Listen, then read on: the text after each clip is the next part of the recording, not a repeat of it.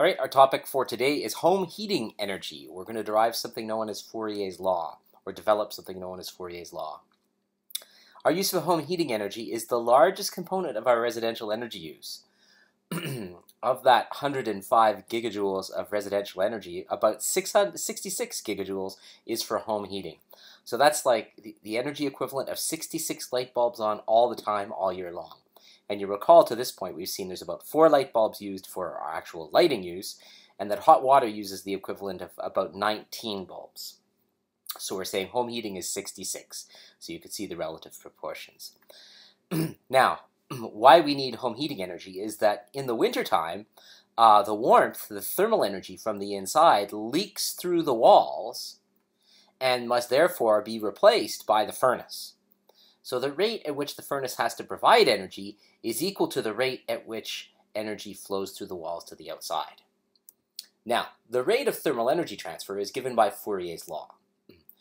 Fourier's law says that the rate at which thermal energy flows through the walls depends on a number of things, but one thing it certainly depends on is what you made the wall of. That key property, how easily thermal energy is transferred, is known as the thermal conductivity, and it's given the symbol K.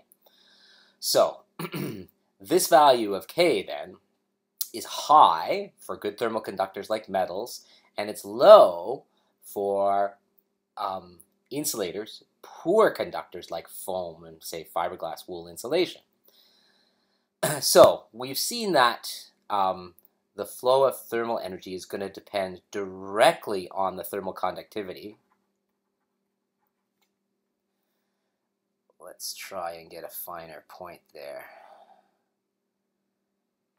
Okay, or try and write more neatly. So, it varies directly with thermal conductivity.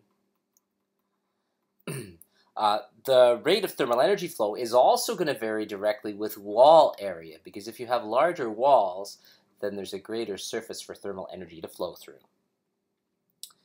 Now, if the wall gets thicker, that's going to mean less thermal energy flow.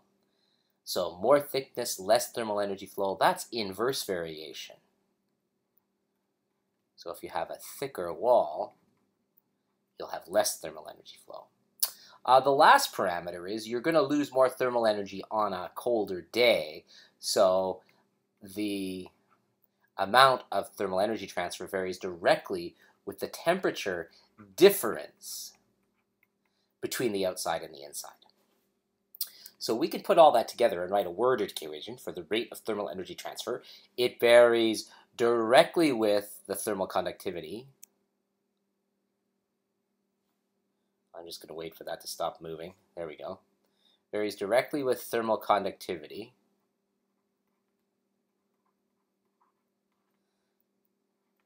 With wall area, surface area of the walls, and with the temperature difference.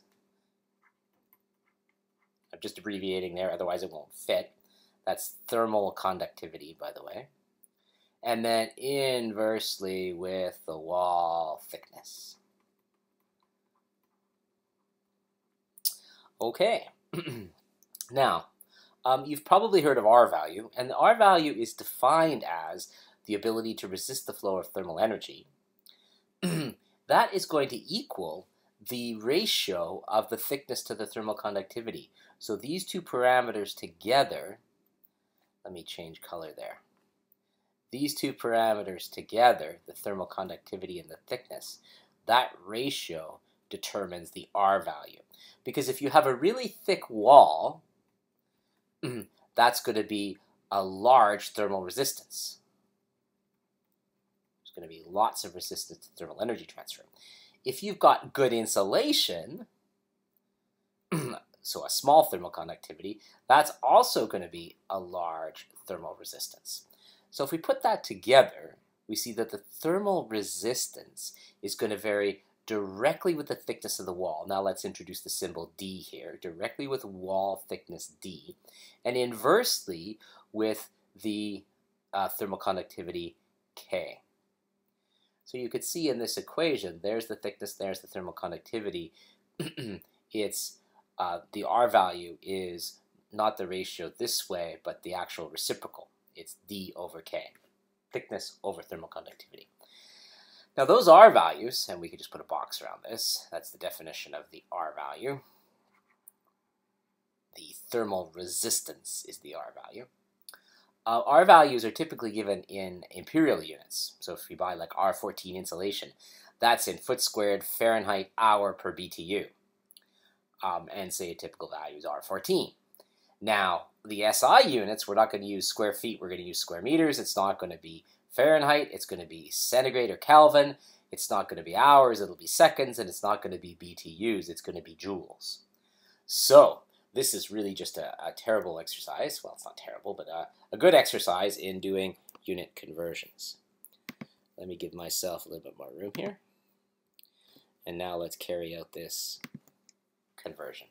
Okay, so we've got 14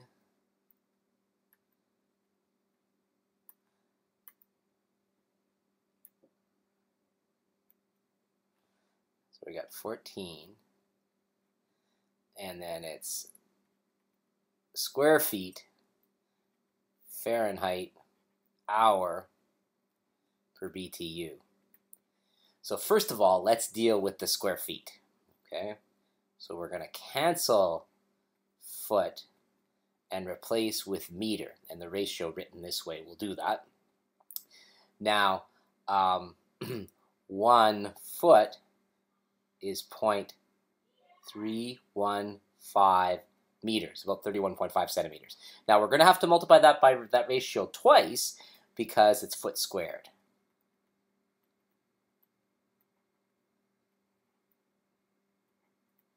Okay, so that will cancel foot squared, replace with meter squared. Next, let's deal with the degree Fahrenheit. Although the scales are offset with each other, there's a different, that doesn't really matter, it's not the offset, because we're dealing with a temperature difference. There's a different size of the unit. A degree Fahrenheit is actually a little bit smaller than a degree centigrade. So about 72 degrees Fahrenheit separates minus 40 and 32 Fahrenheit freezing, and that's only 40 degrees centigrade. So you can write this ratio as 40 degrees centigrade between minus 40 and the freezing point of water equals 72 Fahrenheit, or you can write it as 5/9. Next, the hour. Well, in the SI scale, that will be in seconds, so 1 hour is going to be 3,600 seconds. So this ratio will cancel the hour and replace with seconds. And then finally, we've got to deal with the British thermal unit, the BTU, and we want to convert that to joules. So we'll put BTU up here, we'll put joules down here, BTU will cancel. 1 BTU, if you look back to our first class, is 1,055 joules. So you got to work out this number, so 14 times 0.135, 0.135 times 40, divide by 72 times 3,600, divided by 1,055, and you should show the answer works out to 2.63. Unit-wise, let's change colors here. Square feet cancels out, boom. Degree Fahrenheit cancels out, boom. BTU cancels out, boom. What are we left with? It's going to be meters squared. Then, the hour cancels out too, thankfully. We end up with seconds here, seconds over joules, which we can, if I bring the seconds from the numerator down, it'll be joules per second, which is the same as a watt. And then lastly, degrees centigrade. But because we're going to be dealing with temperature differences, a difference of 1 centigrade is actually equal to 1 degree Kelvin. So we can write this thermal resistance units as meter squared Kelvin per watt, but also meter squared degrees centigrade per watt. And so we've arrived at the desired units because, of course, joule per second is a watt. All right, so what we've done so far is we've talked about what the rate of flow of heat energy depends on, and we wrote a word equation for it here. And then we realized that we could put these two variables together into one quantity, a useful quantity known as thermal resistance. Here's the definition of it, and then this is how we convert between the various units for it. Excuse me.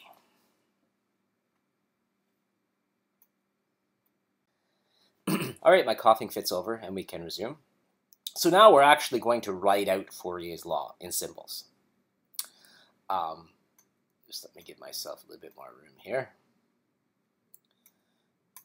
Here we go. Okay, so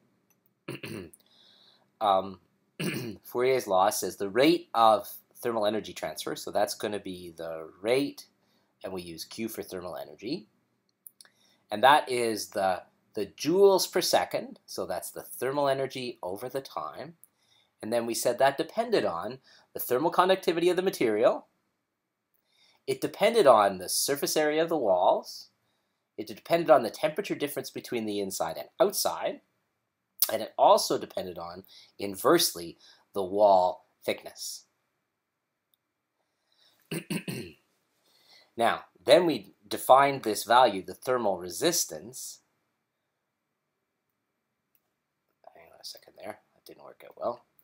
Thermal resistance as the ratio of D over K, thickness over thermal conductivity.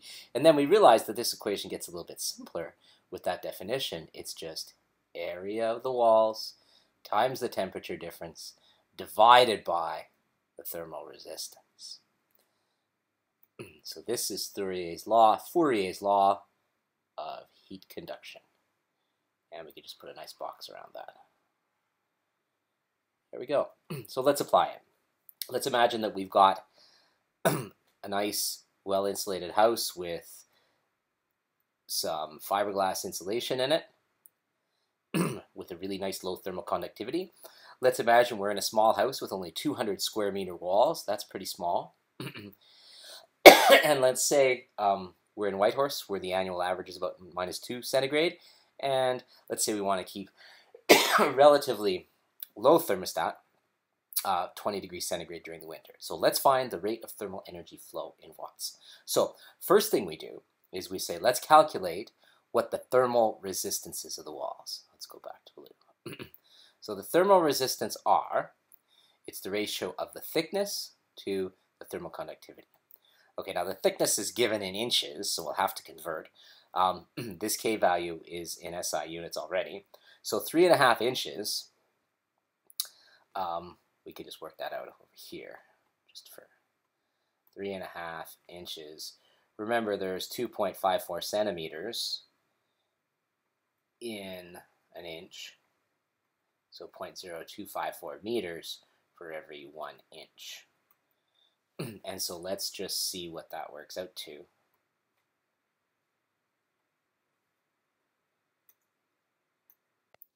All right, so that thickness works out to be 8.89 centimeters, or 0.0889 meters. So the thermal resistance of that wall then is 0.0889 meters divided by the thermal conductivity, which is 0.13. And then that works out to 0.6838 units. Now, more on the units in the text, but the units for thermal resistance end up being meters squared Kelvin per watt. So now let's find the rate of thermal energy flow now that we've found the thermal resistance of the wall. So the thermal resistance is just D over K. The rate of thermal energy transfer from Fourier's law is A delta T over that thermal resistance. So A, wall area, times temperature difference between the inside and outside of the house, divided by the thermal resistance of the walls. We were told that the wall area was 200 square meters of area.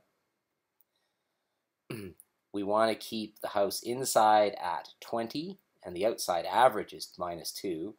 So that's a 22 degrees centigrade, or 22 degree Kelvin temperature difference. And then the thermal resistance is 0.6838 meters squared Kelvin per watt, which as I can write is watt to the -1.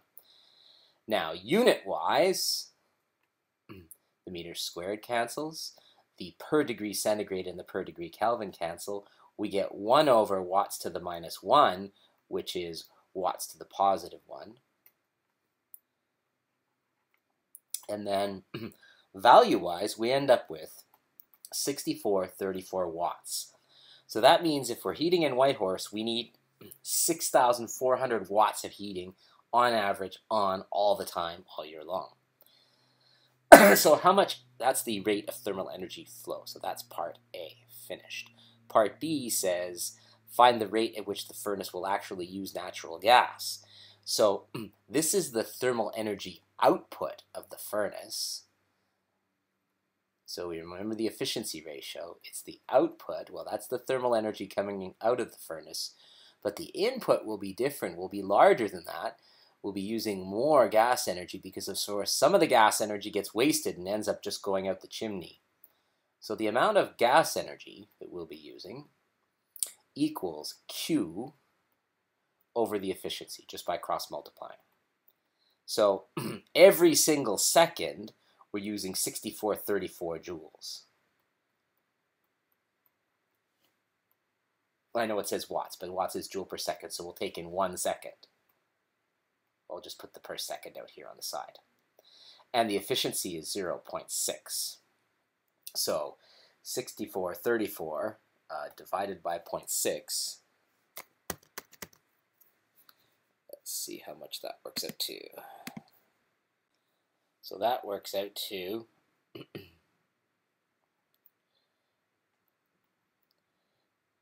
that was 10,723 watts. 10,723 joules every second, which means watts. So that's the rate at which you're using natural gas energy. So we've completed part B. Now let's find the amount of energy we would use in a full year then. So this is the joules per second, so we're using 10,723 joules every second. And then we need to multiply that by the number of seconds in a year. Now there's 31,536,000 seconds in a year, or 31.536 megaseconds. Now multiplying all of that together, you should get 3.38 times 10 to the 11 joules per year, which is 338 gigajoules of gas energy in the year. Now, the cost of that, it seems like a lot of energy, it's $6 a gigajoule.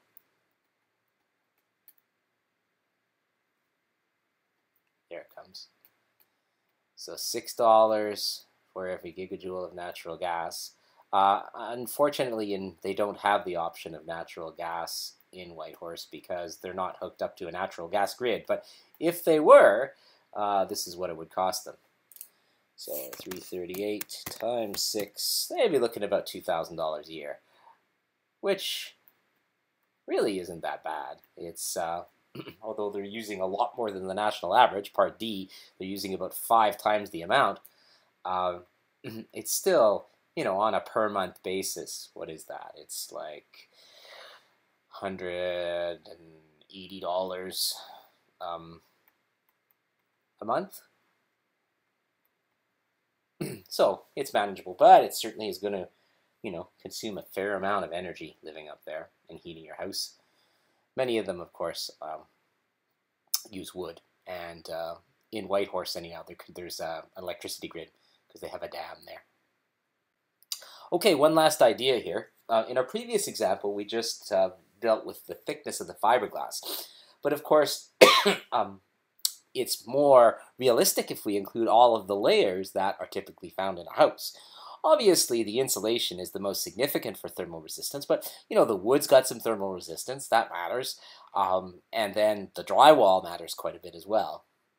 So the good news about thermal resistance is that if you've got several layers, say, you know, like a layer of drywall, then a layer of insulation, the total thermal resistance of those two layers together just adds up. So you would just add the first and then the second layers. So if we imagine then a floor where we've got some concrete, 4 inches of concrete with a thermal conductivity of 1.7, and then a ceramic tile on top, then the total thermal resistance is just going to be the sum of those two. And then with the area and then the temperature difference, you could find the thermal energy flow using Fourier's law. So the total R is just going to be R of the concrete plus R of the tile. Now we're going to have to approach this in two different ways. For the concrete, we're given the thickness of the concrete and the thermal conductivity. So for that, we'll do D over K. For the tile, we're told that it's 0.05, but when it's given as an R number, that is typically in the imperial units and will need to be converted. So we do have some conversions to do here to work out the total resistance, thermal resistance of it. All right, so this works out to, so the concrete doesn't really contribute, the tile is not giving you a lot of insulation. It's 0.940, whereas this one here, just give me a second here. Sorry, I just wanted to make sure I had it right. It is indeed right. So the tile is not a particularly good thermal insulator, meaning it's a pretty good thermal conductor. The concrete's a little bit better. From the concrete, we're getting 0.05976 units. That's meters squared Kelvin per watt. Meters squared Kelvin per watt. So when we add those two together to get the total R value, we get 0.06916 meters squared Kelvin per watt. So you can see that the that's about 60 over 70. 6/7 of the thermal insulation is coming from the concrete, and only 1/7 is coming from the tile. It's not a great insulator. So that's just if you have two layers, and that just shows the two ways that we could end up finding an R value. If you had more layers, you would just add their thermal resistances, as you can see in the text. And we are asked, having done the conversion and worked that out, how would you find the thermal energy flow rate? So that, of course, the rate of thermal energy flow comes from Fourier's law. So you would take the wall area, which is 10 meters squared,